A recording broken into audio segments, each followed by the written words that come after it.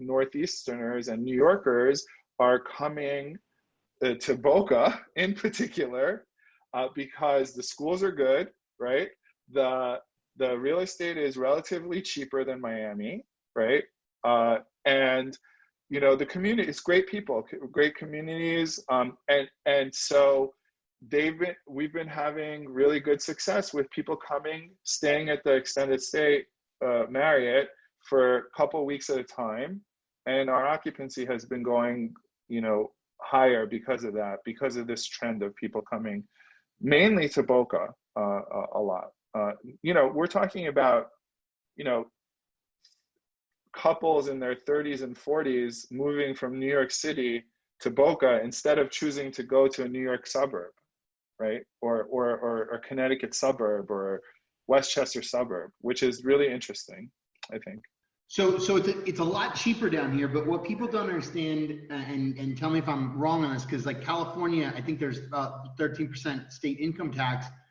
Down here, there's no income tax. So if you're up in New York or California and you come to Florida, you're making over 100,000 a year. You're saving yourself a lot of money. It's crazy. It's not only that. So just let me, what I'm about to tell you might sound petty, but it all adds up, right? For example, if when I lived in the city and I wanted to take my daughter for swim lessons, right? Those swim lessons were like $150 an hour in New York City. They're like $40, $50 here, right? This is just like little examples of, what school systems. They're, first of all, the best schools are here, right? Ransom, Pinecrest, Gulliver. There's like all these other great private schools, public schools in Boca, in Miami. And when you send your kid to public school in New York or New York City, I mean, you're talking about 40, 50, 60K, right, a year, which is like sending your kids to college that are in elementary school. It's like a fourth of the price here. If you send your kid to private school, if you choose to send your kid to private school, and it's just as good. Actually, the #1 school rated by U.S. World News Report is Ransom, which is in Coral Gables, right? So that more than all those fancy New York City schools, right? So yeah, it all adds up, right? It's not just about saving on taxes. It's also lifestyle and just general price of living, for sure. The beach is beautiful. So I was living across the country. I was traveling a ton, Texas, California.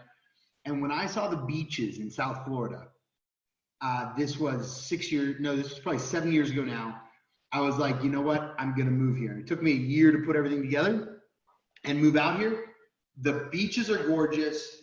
The people that I spend time with are amazing humans. I love the diversity. My fiance is Cuban, Portuguese, Cape Verdean, Black. So the people are an amazing mix. She speaks 4 languages, so our baby's gonna speak like 6, right? So yeah, you're lucky, man.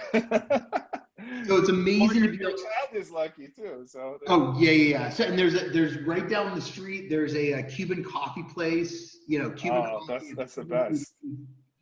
Awesome. I would go to this gas station when I would drop my kids off at school, and when I would go in to pay for the gas, they would give me some free Cuban coffee. You don't get that anywhere else, right?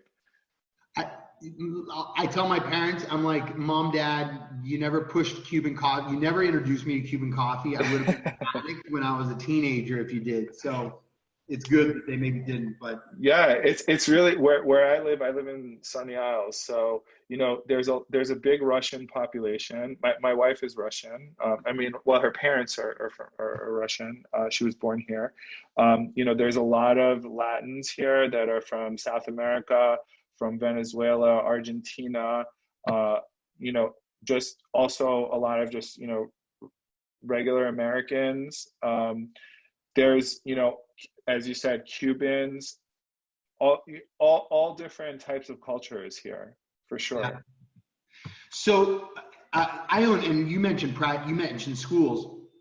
I own 6 private schools now. So it's amazing because Wow, I didn't know that. yeah, in South Florida. So I'd love to have you come Okay. and speak sometime. But Okay.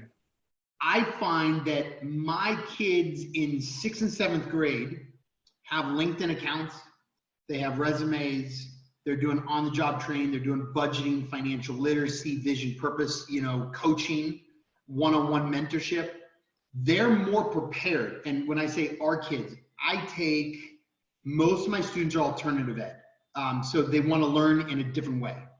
Because I was labeled learn disabled as a kid and put in special ed classes. And then becoming an ultimate fighter, MMA fighter, and WWE champ, and all this stuff, I looked at it and I'm like, man, the system needs to change for our kids. So my kids, I believe, are more prepared than a master's degree at a local university because they at least understand what their purpose is. Like when I ask an adult and they have a PhD, they don't really get it. So it's interesting to look at schools down here and what we're able to do in Florida for privatization of schools to really make a big shift in some of these areas like Liberty City. We have a school there, Opelika. These areas are, there's a lot of gentrification. I love that. I mean, I personally send my kids to Montessori school because I like the alternative way of teaching that you're talking about, where they teach them life skills. They teach them real things that they will need in their life and how to apply like math to that, how to apply English to that. What you just told me, I didn't know, but I can tell you just from hearing a little bit about it, I didn't have that when I was in high school. I mean, I wish I had that because I struggled to do that later, right? And I was able to do it, but it would have been a lot easier had I learned it in school and had I had a mentor to help me do it. It sounds like a great thing that you're doing. I wholeheartedly believe in that because these kids are prepared for the real world. And really the thing that prepared me most for the real world is working during college. What I learned in academia in college, even like the computer science stuff that I learned, right? It was great to have that fundamental understanding of how computers work, how to program, how, I don't know, the chip in your computer works and what binary is and all this other great academic stuff, right?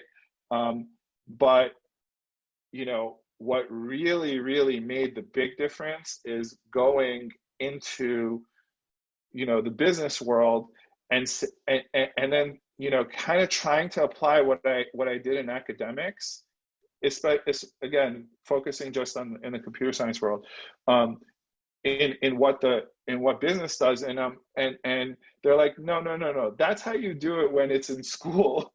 This is how you do it in the real world, right? We don't have time for that, right?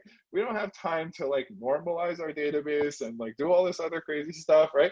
We need to deploy this next week. You need to make it work, right? Yeah. So do whatever you need to do. If it works, it works. We don't care, like, all about the other stuff, right?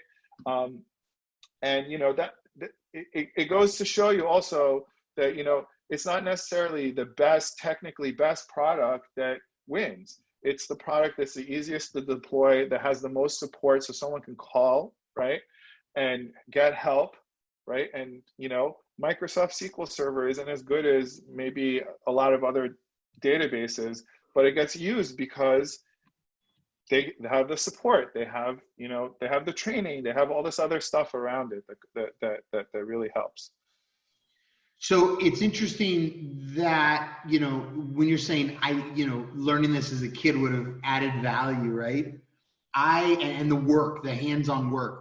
So for instance, what I found was a lot of kids were reading, whether I was teaching at Nova Southeastern University or our schools, I was looking at this and I'm like, hold on, you're taking a book and you're reading out of a book that was originally written 10 years ago, 20 years ago. Now they've done modifications so they can sell you a different book every year. But I was looking at this process, I'm like, why can't I give you real updated content. So one of my partners showed me a platform. It's a digital online platform. We buy it for peanuts, but it has video content. It can read to you in your language, or you can read it. And so my kids that are coming from Guatemala or other countries that are, you know, maybe challenged in speaking English, what we have them do is we have them watch the videos, and it can play it in English, or it can play it in Spanish, but they can start learning the English too if they do English.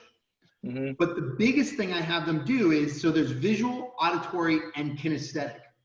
And I have them write notes, because you and I both know that in a board meeting with partners, we have to do notes, and then we have to follow up on the notes. Sure. So I'm finding that kids today are learning, trying to memorize content, which then if they take notes on any of the content online, they get to use it on open book. So my thing is, the better notes you take, the better you're going to be prepared for life. So I'm basically supporting them on why wouldn't, like, the real world is open book. It like is. if you're in a meeting, you go to this thing on, you know, jump on your cell phone or computer, Google it right there and understand. Oh my God. That was like my nightmare. I hated memorizing. And that's actually one of the reasons why I did computer science, is because you could didn't have to memorize. You could like figure things out in algorithms, right? And it wasn't like memorizing in physics or, you know, or in bio, right? Facts or equations, right? And like, I mean, I don't remember any of those equations anymore, you know, like, and if I need it, I go on, I don't know, wolframalpha.com, and I, you know, get the equation, right? So I totally agree with you. You know, what's more important is not, can you memorize the answer, but can you figure out how to get the right answer, or the best answer, right? That's really the skills that people need. I agree with you. Now, let me throw you this. This year, actually, I'm meeting with one of our funders for next year this afternoon, and what I pitched was buy into a school because it's a little profitable. Obviously, we give the kids a lot more than they'll get almost anywhere else for the same price. And the other side is buy into the real estate, because I see one of the biggest things is I want to create assets, not just companies, but I want to create like hard assets that I can go to the bank long term and say, hey, I need to roll out another 100 schools. You know, here's my assets.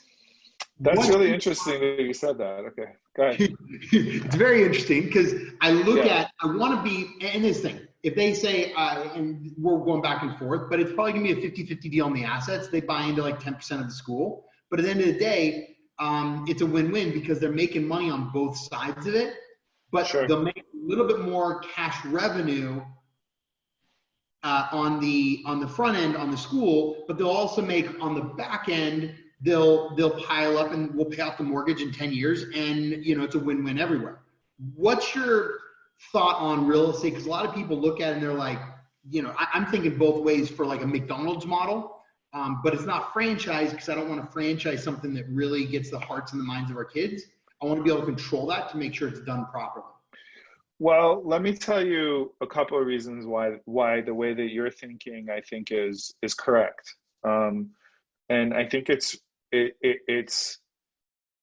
in the long run, you're going to be much more successful if you do that. First of all, you're in Miami and South Florida, okay? And the long-term prospects of real estate in Miami and South Florida is better than anywhere in the country that I can think of. I mean, just the net amount of people moving here, the sophisticated people from the Northeast that are moving here, I guarantee you, when you look back in 10 years from now, you're going to be like, holy shit, that was like so cheap, right? I should have bought it, right? Yeah. And that happened in New York. I mean, like, it happened in like all of New York, right? Brooklyn, all these like shitty areas that were really bad, they became like super expensive, right? And I think that's gonna happen in South Florida. People are catching on, right?